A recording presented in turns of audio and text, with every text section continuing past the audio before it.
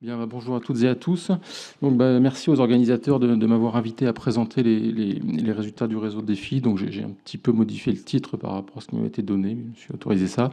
Donc, de répondre à la question, est-ce qu'on peut effectivement réduire l'usage des phytosanitaires en viticulture, donc, ce qui fait quand même écho à la question du jour. Et donc, pour ça, vous donner quelques enseignements qu'on a obtenus sur le réseau Défi Ferme. Donc sur les années 2017-2020, pour lesquelles on a pu faire une synthèse assez complète. Alors des résultats qui certes commencent à dater un petit peu maintenant, mais qui permettent quand même de tirer quelques éléments génériques que je vais porter à votre connaissance et qui doivent permettre d'alimenter un peu finalement la réflexion sur le sujet du jour. Alors très rapidement, je ne vais pas m'étendre dessus, mais qu'est-ce que le réseau des fermes viticulture? Je ne vais pas tout détailler, mais juste quelques éléments qui fait que cet échantillon de ferme est un peu quand même spécifique par rapport à la ferme France. Donc c'est d'abord des viticulteurs qui souhaitent réduire l'usage de phyto, donc c'est des agriculteurs qui sont volontaires pour le faire et qui ont envie de le faire. Autre élément important, c'est qu'ils mènent leur projet au sein d'un collectif, d'un groupe de fermes défis, et qui bénéficient du soutien, de l'accompagnement d'un ingénieur. Alors c'est un mi-temps pour 10-12 agriculteurs, mais donc c'est trois caractéristiques quand même qui font que les résultats que je vais vous présenter sont ceux qu'ils sont.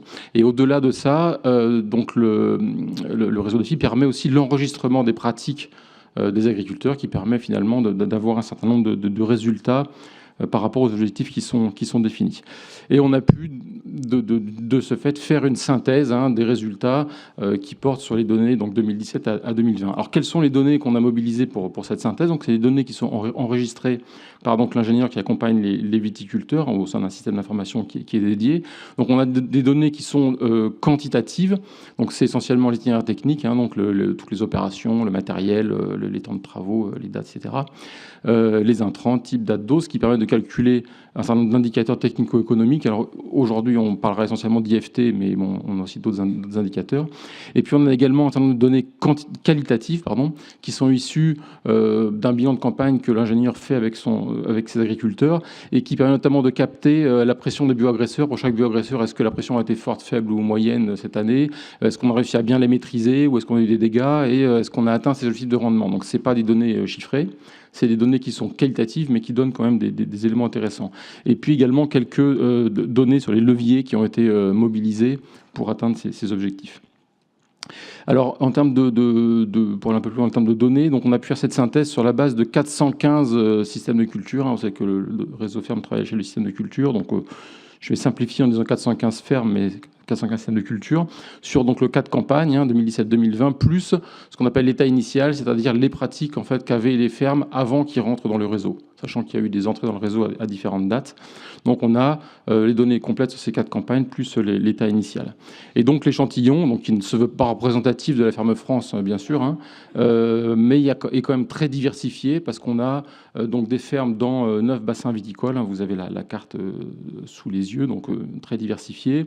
Et puis, en termes de description, il y en a 63% qui sont en conventionnel, 26% en AB et 11% qui ont effectué une conversion à l'AB durant la période entre leur entrée dans le réseau et les années considérées. Et donc, je vous ai dit, il y a eu plusieurs dates d'entrée dans le réseau, en fait, et notamment, il y a eu un réengagement qui a été fait en 2016, et on a à peu près la moitié de l'échantillon qui s'est engagé en 2016. Donc, des données quand même assez complètes, 400, c'est quand même pas rien, assez diversifiées, mais qui sont un échantillon quand même particulier. Alors, si on regarde un peu les leviers qui sont mis en œuvre pour atteindre les objectifs de réduction de phyto, alors je ne vais pas les détailler, mais je vous ai mis ici les leviers fongicides, insecticides. Globalement, on s'aperçoit que c'est essentiellement des leviers d'efficience de la lutte chimique. Donc, ça veut dire des gestions de doses, utilisation de bulletins techniques, d'OAD. Voilà, donc c'est comment on gère finalement les traitements phytosanitaires. Un peu de levier d'atténuation qui permet de limiter la pression parasitaire et également un peu de recours au biocontrôle. Alors là, je ne rentrerai pas dans le détail, mais on a pas mal de données là-dessus dans le réseau. Donc, mais ça reste essentiellement des leviers d'efficience de la lutte chimique qui sont mobilisés encore pour atteindre les objectifs. Il y a finalement assez peu de reconception très globale du système de culture. Alors si on regarde un peu de manière un peu brute comme ça les résultats, donc on peut comparer. Je ne sais pas si c'est le pointeur ici. Voilà. On peut comparer donc l'IFT de l'état initial, donc avant l'entrée dans le réseau, à une moyenne 2018-2020. Alors pourquoi on fait une moyenne? Parce que vous le savez, il y a des effets annuels qui sont très importants, il y a des pressions parasitaires qui sont très différentes. Et donc on fait des moyennes sur 3 années pour essayer de tamponner un peu tout ça et d'avoir quand même quelque chose qui est assez représentatif.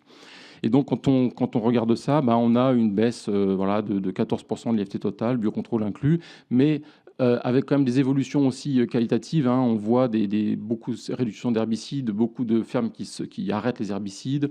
On a une hausse du biocontrôle, on a, au moins sur ces années-là, pas mal de réduction de l'utilisation des CMR, hein. Donc, je ne présenterai pas les résultats, mais il y a un certain nombre d'éléments comme ça.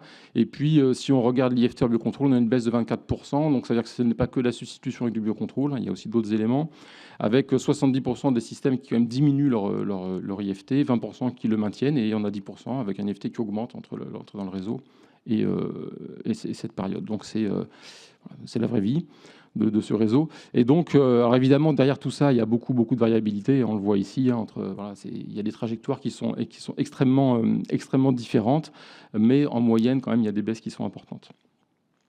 Alors, un point important, comment se situent les fermes défis par rapport à la ferme France? Alors ça, on essaye de le qualifier en comparant finalement les IFT du réseau défi par rapport aux IFT des enquêtes pratiques culturales qu'on a à certaines années. En viticulture, on a la chance de les avoir quand même de manière assez régulière. Et donc, ce qui nous permet de calculer ce qu'on appelle dans le jargon un IFT normé, hein, voilà, bon. Donc, c'est-à-dire qu'on compare finalement l'IFT des fermes par rapport à l'IFT moyen du bassin viticole. Et puis, on a fait des catégories. Donc on appelle des systèmes non économes ceux qui ont un IFT qui est supérieur ou égal à la moyenne du bassin, peu économes s'ils sont supérieurs à 75% de l'IFT moyen, économes entre 75 et 50%, et très économes s'ils sont moins de 50% de l'IFT du bassin. Donc ça, c'est important parce que il y a beaucoup de variabilité entre les bassins viticoles, évidemment, les pressions parasitaires ne sont pas les mêmes, et là, ça permet vraiment de resituer chaque ferme par rapport à, on va dire, à son entourage agronomique. Et donc, on voit qu'il y a effectivement, on est globalement, voilà, la partie rouge, hein, donc, est déjà assez faible, et globalement, dans le temps, ça menuise, hein. Donc, on a globalement un réseau ferme qui diminue ses IFT, mais qui en plus est moins consommateur que la ferme France. Bon, ce qui n'est pas totalement illogique, mais encore faut-il le montrer. Alors, je vous ai dit, on a un IFT moyen qui baisse, mais les trajectoires, évidemment, elles dépendent, elles sont très nombreuses, et puis elles dépendent de très nombreux facteurs. Et donc, j'ai voulu faire le zoom sur un des facteurs. Ça dépend évidemment de l'état initial, donc des pratiques avant l'entrée dans le réseau. On pouvait l'imaginer, mais encore fallait-il le démontrer. Et donc, vous avez sur ce graphique, donc on a en fonction de l'état initial, hein, donc je vous dis cette IFT normée, les systèmes qui ne sont pas économes à l'entrée jusqu'aux systèmes qui sont très économes à l'entrée. Et vous avez ici la différence d'IFT hors biocontrôle entre l'état initial et cette fameuse moyenne 2018-2020. Et qu'est-ce qu'on voit? C'est qu'effectivement, ceux qui n'étaient pas économes, ils ont baissé beaucoup, et beaucoup de systèmes ont baissé. Et puis ceux qui étaient déjà économes, ils ont en moyenne pas beaucoup baissé, même si effectivement, il y en a quand même qui baissent et qui montent, etc. Et donc, on a une relation quasi, je dirais pas linéaire, mais plus on est économe, moins on baisse, et moins on est économe, plus on baisse, avec, pour des systèmes pas économes, quand même des baisses qui ne sont pas négligeables de 5 points d'IFT. Mais encore derrière, beaucoup de variabilité. Alors, si on regarde un peu plus dans le détail, qu'est-ce qu'il y a derrière? Donc là, on a fait des regroupements, parce que sinon ça devenait un peu compliqué. Donc, des systèmes initialement qui étaient économes ou très économes. Donc, on voit que c'est pour partie quand même des systèmes qui sont en bio, en AB, en rouge ici, et à peu près moitié-moitié avec des systèmes qui sont en conventionnel. Et donc, on a à peu près, alors un tiers, j'exagère, mais qui augmentent, d'autres qui se maintiennent, et quand même un tiers qui ont une diminution quand même finalement assez forte, de plus de 25% de leur IFT.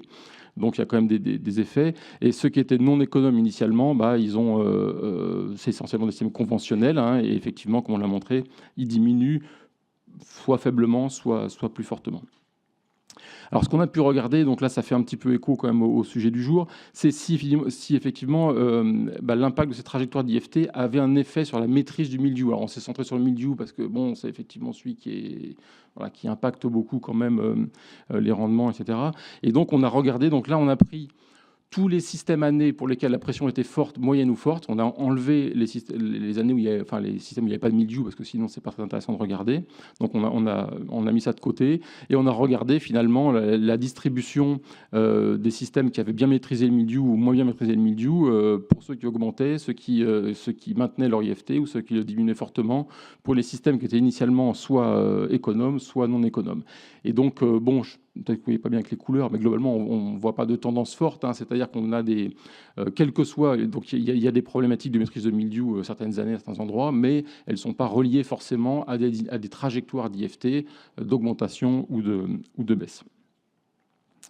Alors, il y a une autre façon de faire ces trajectoires-là, qui est, à mon avis, la plus intéressante, c'est de ne se baser que effectivement sur cette IFT normée et de comparer finalement cette IFT normée, hein, je vous rappelle, par rapport au bassin viticole, hein, de référence, donc sur l'état initial et on va dire sur l'état final. Alors sur l'état final, on a pu le faire que sur la campagne 2019, parce qu'effectivement, on a des données dans quelle pratique culturelle que sur la campagne 2019. Et donc, on a regardé, alors on a classé en deux classes, hein, ceux qui étaient peu économes, c'est-à-dire pas économes ou peu économes à l'état initial, ou qui étaient économes, et qu'est-ce qu'ils sont devenus finalement pour la campagne 2019, ce qui permet vraiment de resituer par rapport aux pratiques. Et donc, on a vu qu'il y a 133 systèmes qui étaient peu économes et qui le sont restés. Ça ne veut pas dire qu'ils n'ont pas baissé leur IFT. Hein, ils ont pu baisser leur IFT. Mais finalement, par rapport à leurs pairs, ils sont restés peu économes.